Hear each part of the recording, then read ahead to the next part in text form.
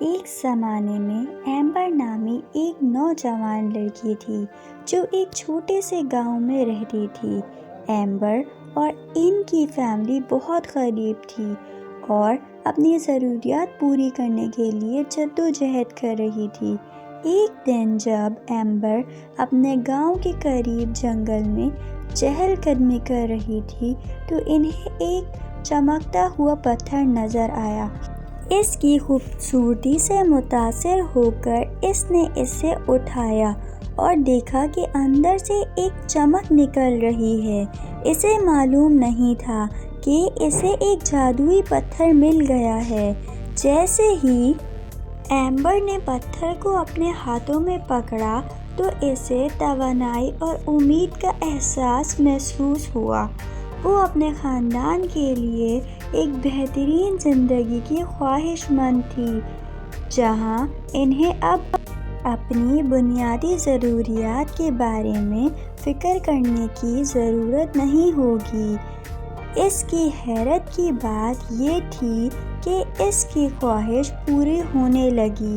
اگلے دن اس کی فیملی کو ایک مہربان اجنبی کی طرف سے کے سامان کا ایک غیر متوقع تحفہ ملا۔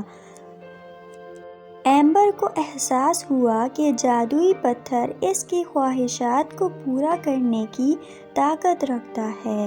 ایمبر کے جادوئی پتھر کی خبر پورے گاؤں میں پھیل گئی اور لوگ اپنی خواہشات کے ساتھ اس کے پاس آنے لگے۔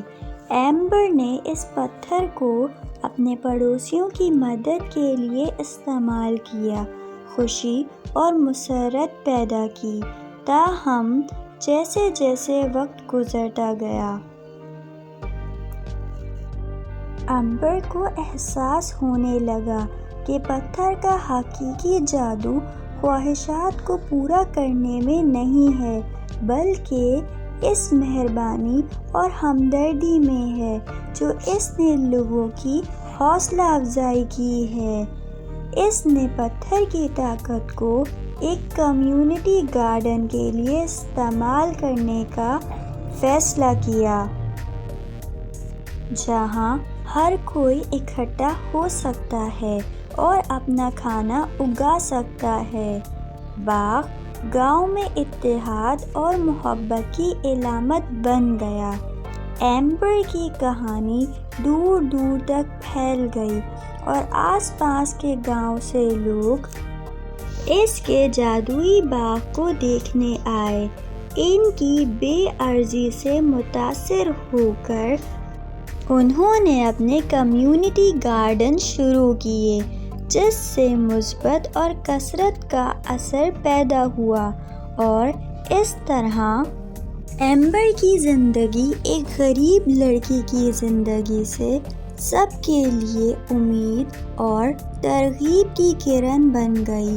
جادوئی پتھر نے اس بات کی یاد دہانی کا کام کیا کہ حقیقی دولت اندر سے آتی ہے اور یہ کہ زندگیوں کو تبدیل کرنے کی طاقت مہربانی اور ہمدردی کے کاموں میں ہے۔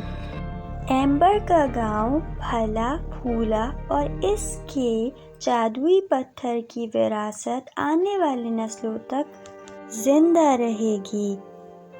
مزید اچھی ویڈیوز کو دیکھنے کے لیے ہمارے چینل کو سبسکرائب کریں۔